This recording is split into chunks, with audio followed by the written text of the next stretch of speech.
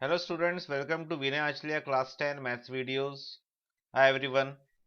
Today I had posted a video on construction 11.1 question 1. This of division of line dividing the line internally, right? Just watch the video, practice it twice, and once you do it yourself on a book, uh, make a PDF and mail me, right? Today also we are starting a revision of term 2 class 10 CBSE. This is the first chapter in term 2, that is polynomials, right? We know that what a polynomial is. I will again repeat what a polynomial is. An algebraic expression of the form, P of x equals to a0 plus a1x plus a2x square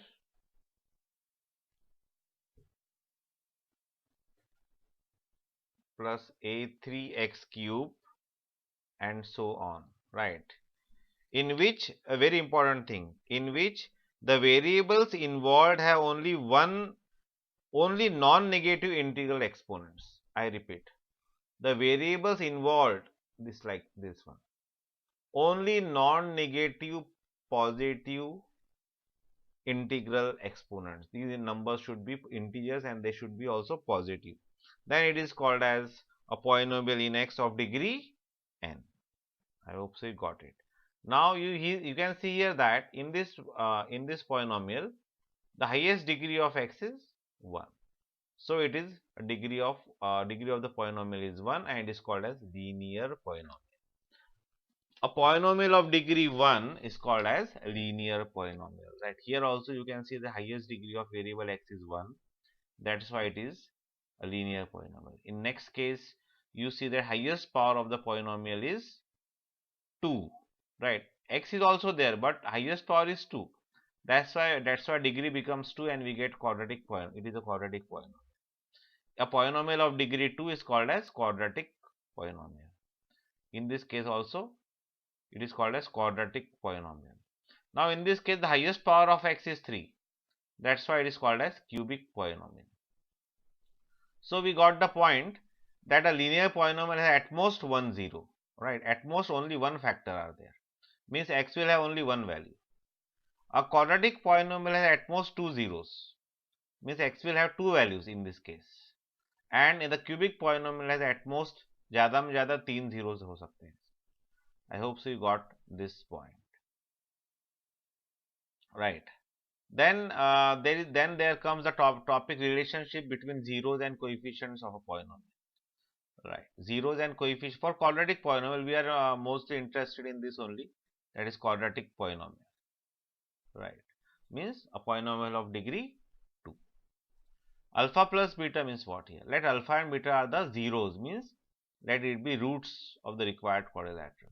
Now here we have, I am just writing it again, ax square plus bx plus c.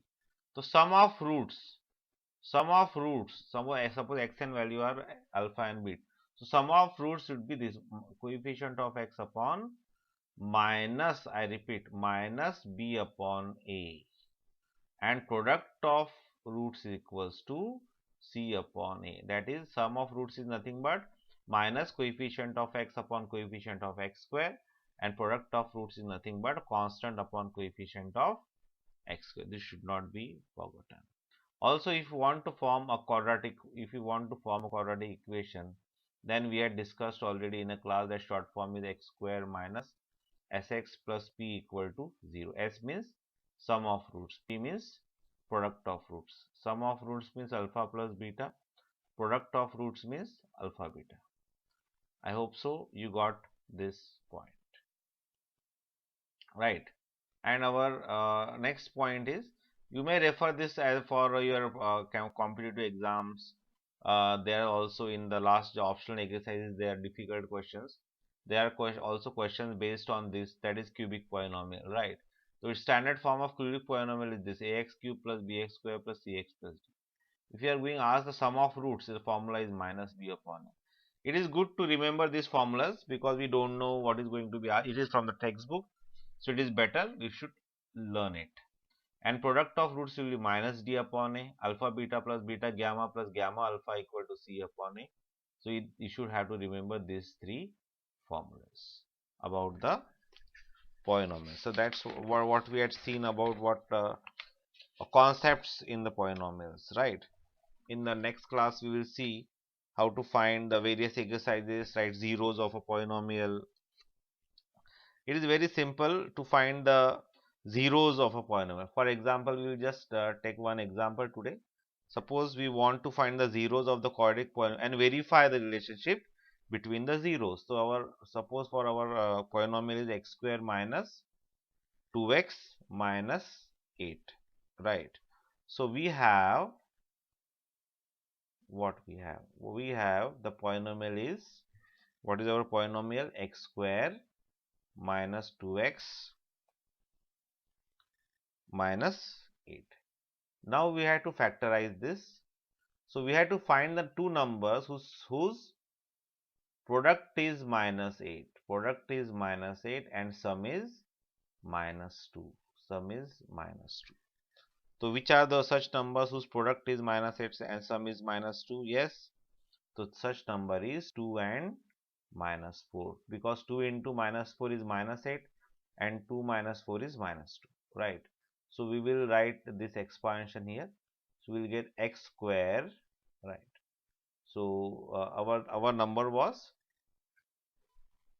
what were our factors? 2 and minus 4. We will write plus 2x minus 4x. 2 minus 4 is minus 2. If suppose we have written 4x minus 2x, it would have plus 2x. That's why we should write this as 2x minus 4x and minus 8. Now we will take x common, you get x plus 2, then we get minus 4 common. Remember here to take minus sign common, so we get x plus 2. Now we will get take x plus 2 common, so we get x minus 4. So these are the factors. Now to be the 0 of a polynomial, we have to equate it with 0. So for px equals to 0,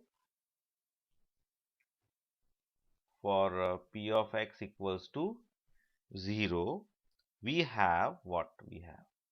So x plus 4 into x plus 2 equals to 0. So in this, only cases possible are either x plus 4 equal to 0 or x plus 2 equals to 0. So we get x equals to minus 4 and x equals to minus 2.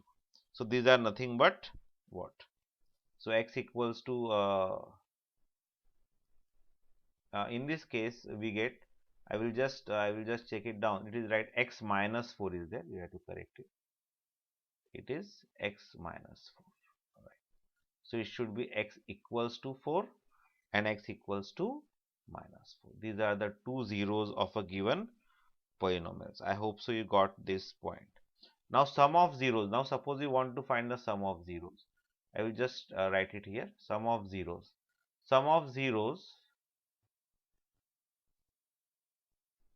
zeros will be nothing but equal to minus b upon a. Right. So minus b upon a is, what is b here? Minus 2. Right.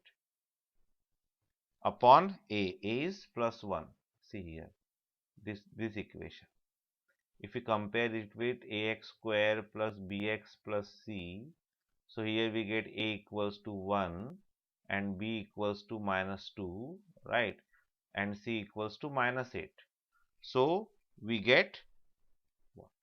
Sum of zeros equals to minus b upon a, and that is equals to 2.